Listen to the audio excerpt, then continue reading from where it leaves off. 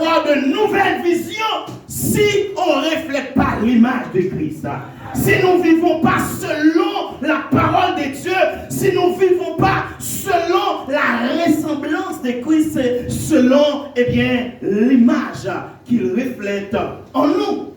Et mes frères et sœurs, c'est important de comprendre que nous devons refléter l'image de Christ. J'aimerais vous demander de faire ce geste, même s'il y a, il y a la barrière, il y a aussi la distanciation sociale, physique. Tu dis à ton voisin, veux-tu refléter l'image de Christ? Alléluia. Dis encore, veux-tu refléter l'image de Christ? Alléluia. Et chers amis internautes, voulez-vous refléter l'image de Christ? L'église Bethel en ce matin, voulez-vous refléter l'image de Christ? Alléluia. Moi je veux dire, oui je le fais, oui je le fais. Alléluia. Christ est mon exemple suprême. Amen. Et souvent, dans des mariages, le pasteur, il dit aux mariés, voulez-vous prendre comme époux ou épouse légitime, soit Jacques, soit Pierre. Et souvent, la fille n'attendait que cela. Il dit, oui, je le veux. Ah oui. Et c'est la fille qui répond en premier parce que, alléluia, elle attend cela pour dire, oui, je le veux. Et des fois, il y a une façon de parler. On dit, oui, je le veux, parce que, voilà, oui, qui parle. Parce que, il attend le bout, il attend le mari. Il dit, oui, je le veux. Et le garçon, le monsieur, il attend que le pasteur lui pose la question pour dire oui, je le veux. Amen. Puisque il veut la femme de son rêve. Il veut, l'épouse de son rêve. Souvent, on répond oui, je le veux. Mais en ce matin, l'église, alléluia, universelle, l'église Bethel, je vous dis, voulez-vous refléter l'image de Christ? Qu'est-ce que vous voulez me répondre ce matin? Voulez-vous refléter l'image de Christ? Alléluia, voulez-vous refléter l'image de Christ? Nous répondons, oui, alléluia, oui, alléluia. Mais bien aimé, alléluia, refléter l'image de Christ. Alléluia, refléter l'image de Christ. C'est une condition sur nous pour vivre la vie de l'évangile, la vie vraie de l'évangile. Pourquoi devons-nous refléter l'image de Christ? Pourquoi? Et cet homme-là, qui s'appelle Christ, qui est-il? C'est ainsi, je vais introduire la prédication en ce matin. Pourquoi devons-nous refléter l'image de Christ? De cet homme-là qui s'appelle Christ. Et lui, cet homme-là qui s'appelle Christ, qui es-tu? Parce que nous ne pouvons pas refléter l'image de n'importe qui. C'est important.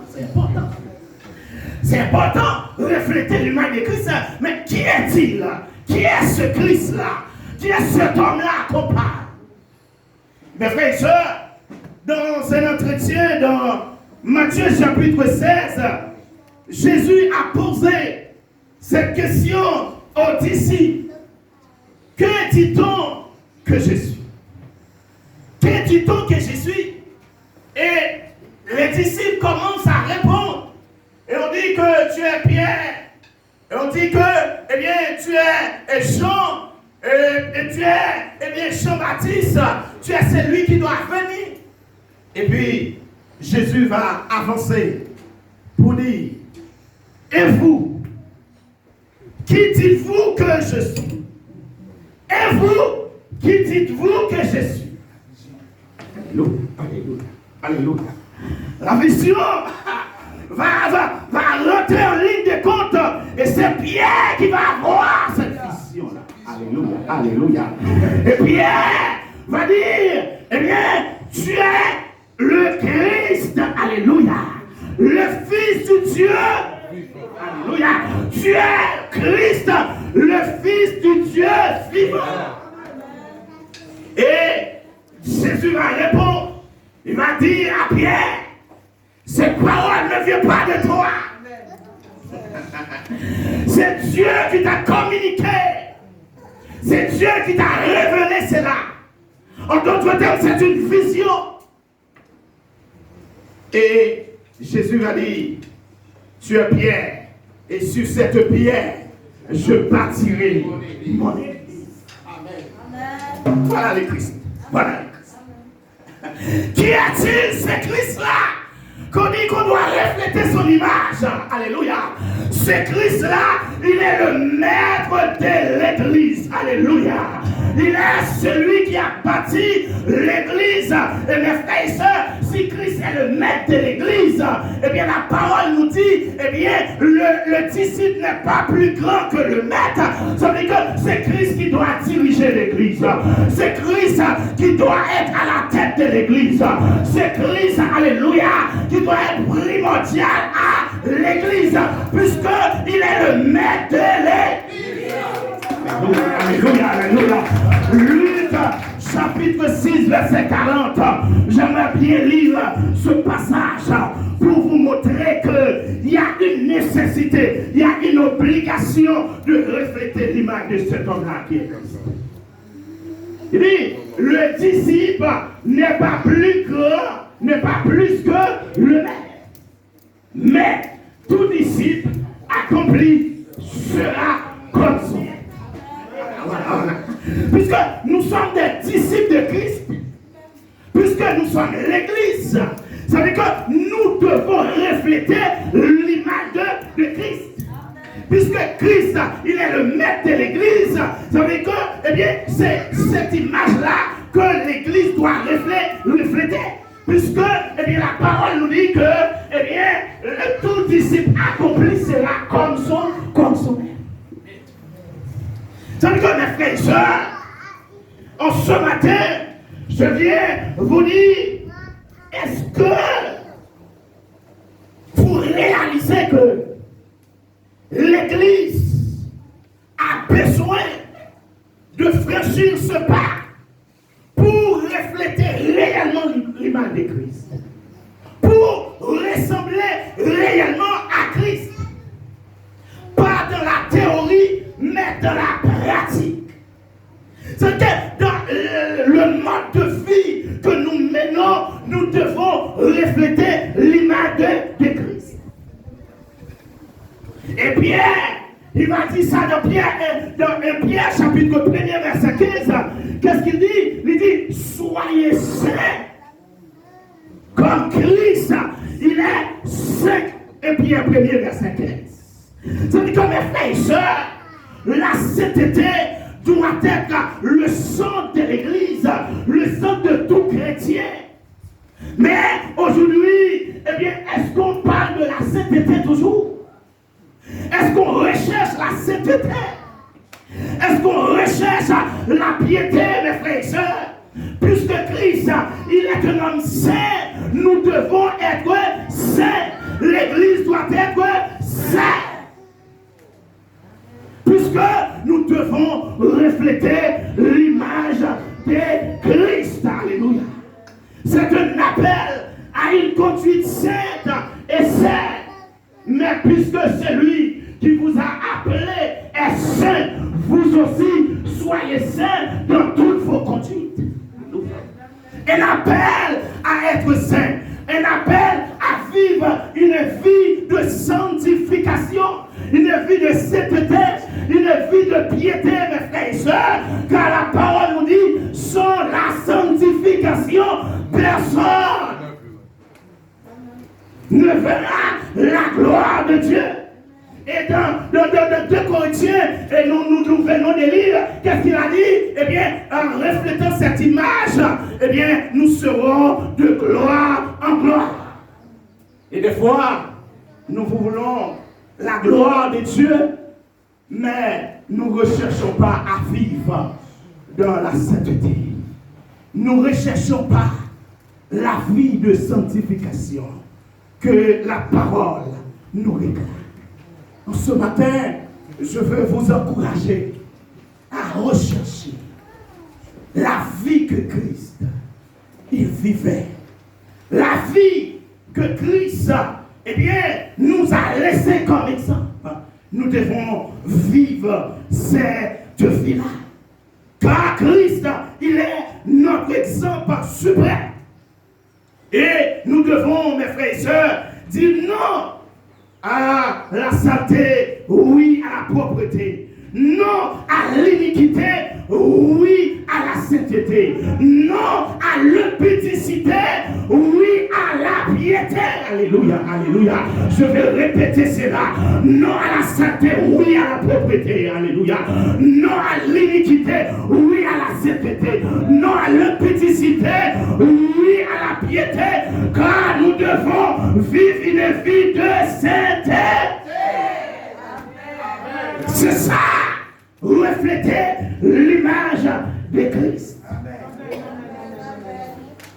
Mais bien aimé, je vais faire court, puisque il y a un temps qui m'est imparti.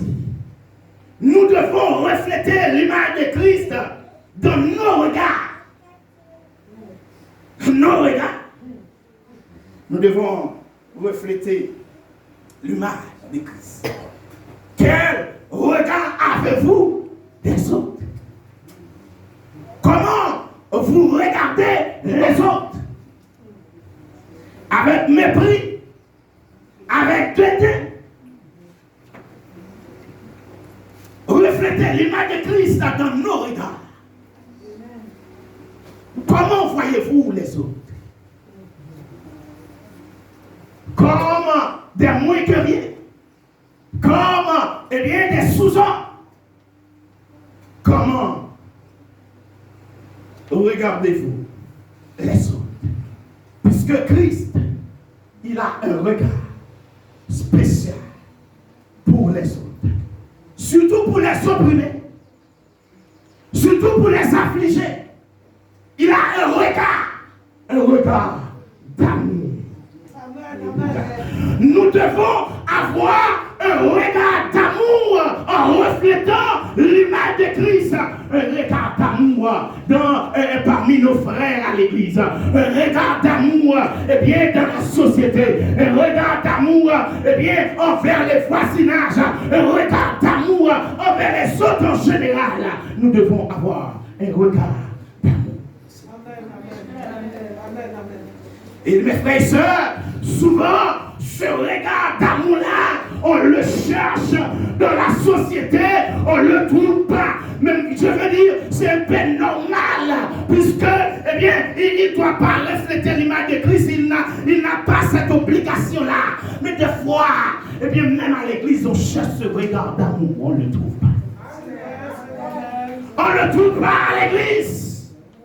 Je ne parle pas seulement de l'église de Bethel, mais je parle de l'église universelle. On ne trouve pas ce regard d'amour-là à l'église. Des gens, eh bien, qui ont de la compassion pour les autres. Les autres qui souffrent, qui ont de la compassion comme Christ avait de la compassion pour la foule. Matthieu chapitre 9, verset 36. Un regard d'amour. Un regard d'amour. Puisque Christ, quand il regarde les autres, il jette un regard d'amour. Un regard d'amour que Christ attend de l'Église, qu'elle l'épouse de Christ. Voyant la foule, qu'est-ce qui s'est passé? Il fut ému de compassion pour elle.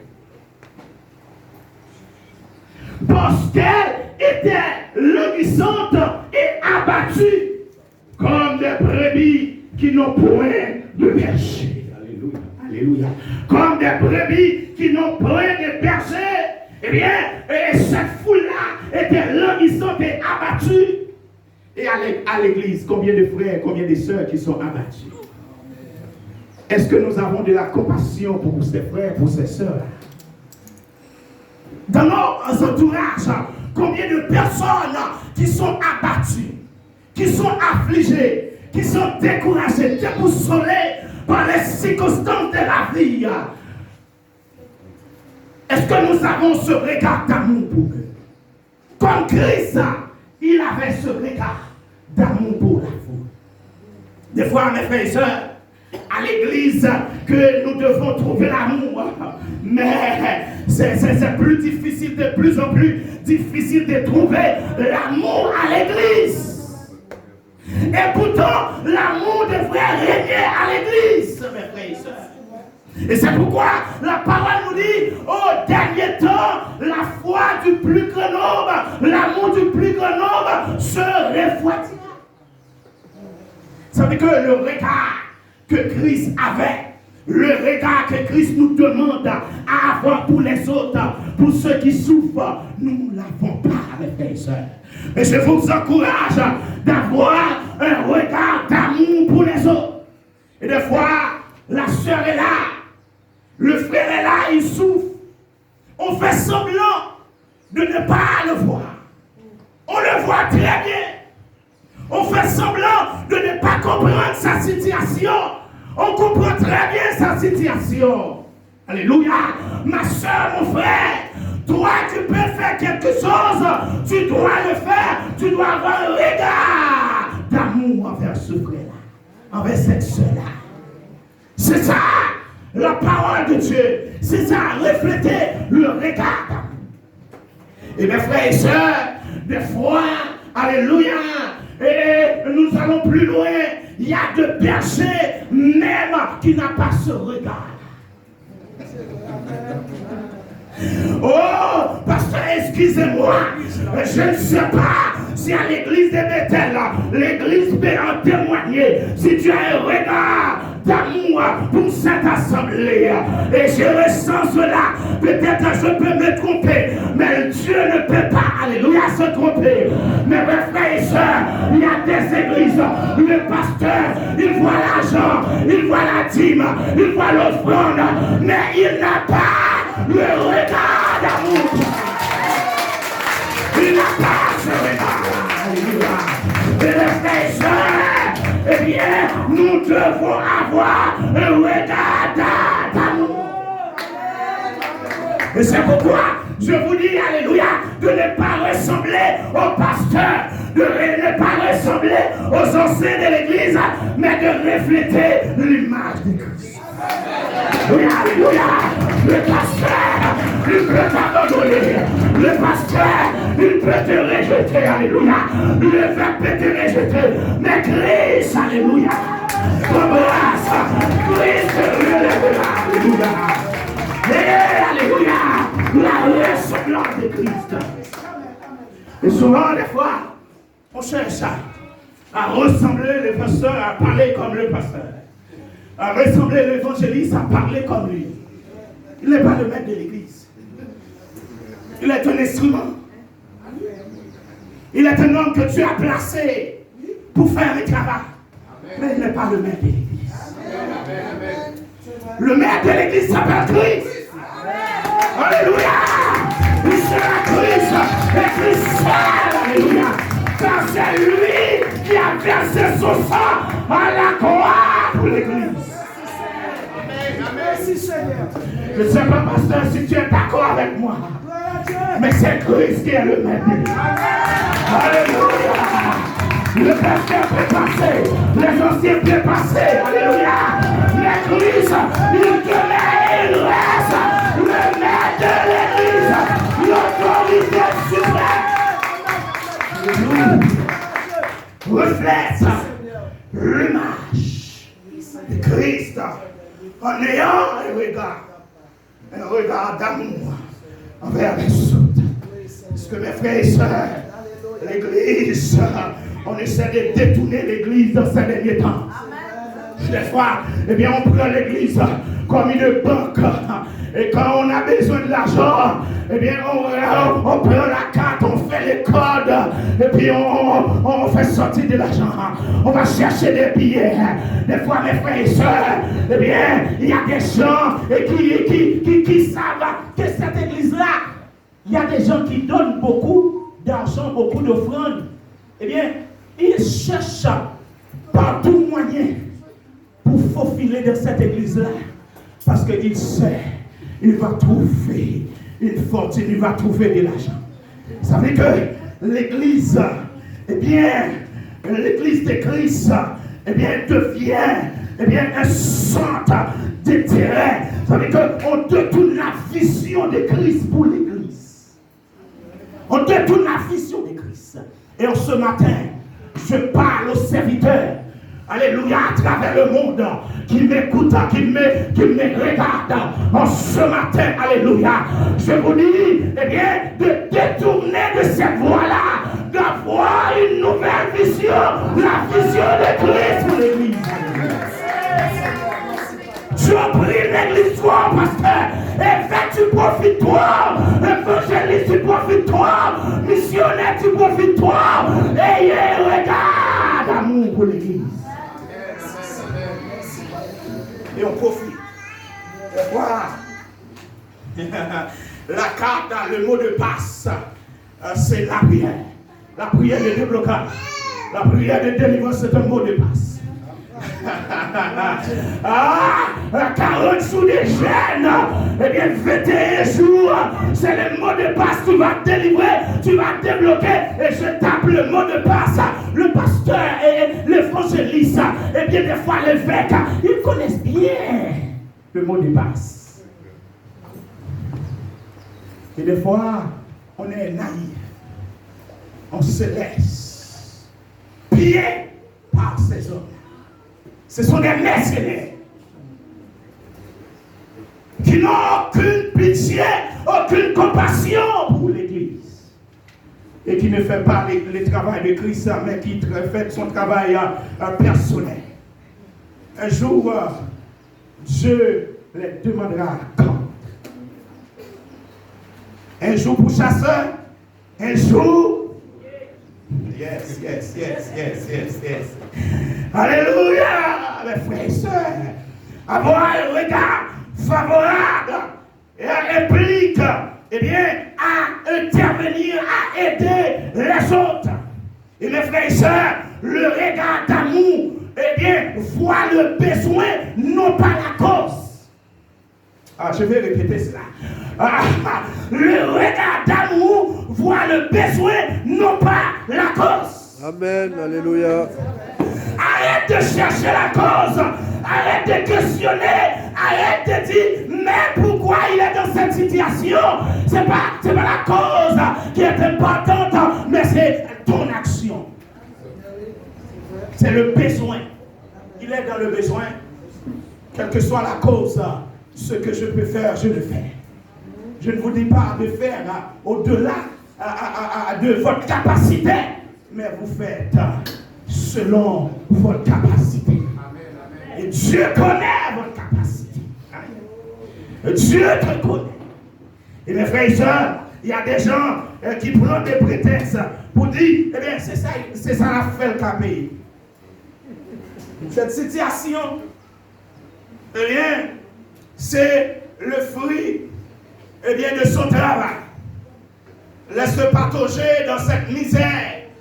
Laisse-le patauger, eh bien, dans cette souffrance.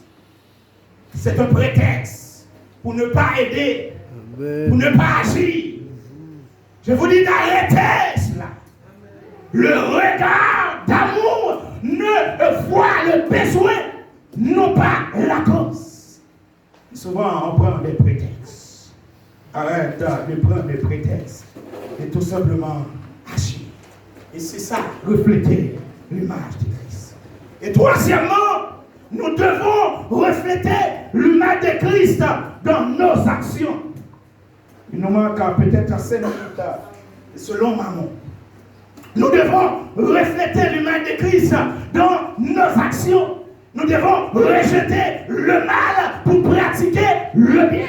rejeter le mensonge pour pratiquer la vérité. Mais notre problème à l'église, quand on parle de la vérité, quand on dit la vérité, on devient une bête noire pour l'église. Non, il faut dire la vérité. Alléluia.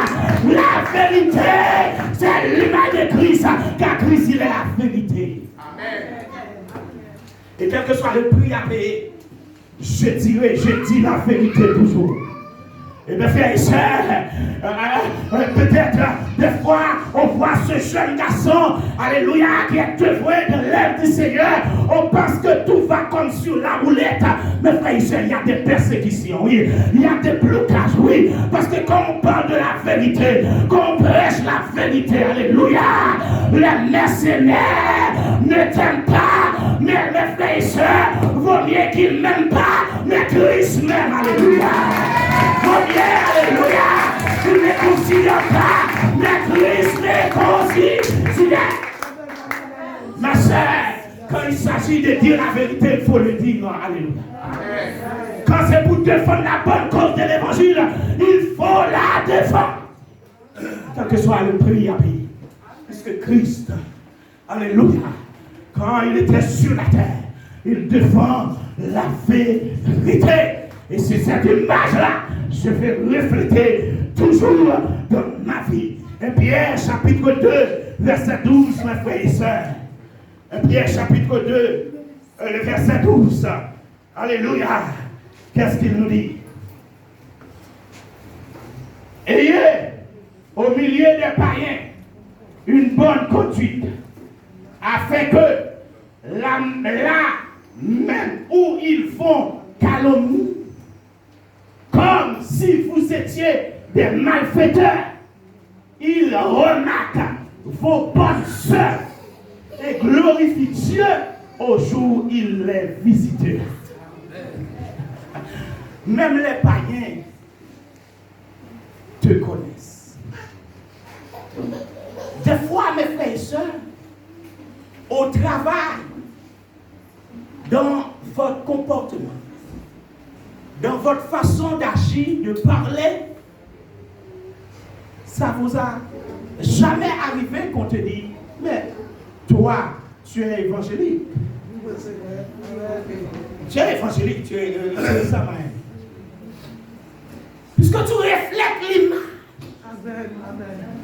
Et souvent, ces hommes-là ne connaissent pas Dieu. Ils sont des païens. Mais malgré qu'ils sont des païens, ils connaissent la vérité.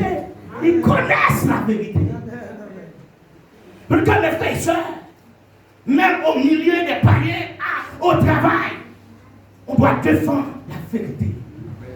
On doit être là pour la vérité. Pour le bien, non pas pour le mal. Pour la justice, non pas pour l'injustice. Parce que des fois, c'est l'injustice qui règne. Dans ce monde, c'est l'injustice qui prime. Mais on doit faire la différence. Comme Christ, il avait fait la différence. Pour dire oui à la justice. Oui à la vérité. Oui au bien. C'est ça. Et mes frères et sœurs, des fois, quand on agit dans le sens contraire de la vérité, demain, ces gens-là vont t'accuser pour dire, regarde le pasteur, regarde celui qui dit il marche avec Christ. Regarde comment il agit.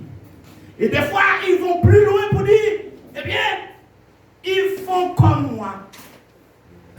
Ça veut dire, ils sont conscients de leur état. Mais ils savent que toi, puisque tu es l'église, tu dois refléter une autre image. Tu ne devrais pas agir comme eux. Alléluia, mes frères et sœurs.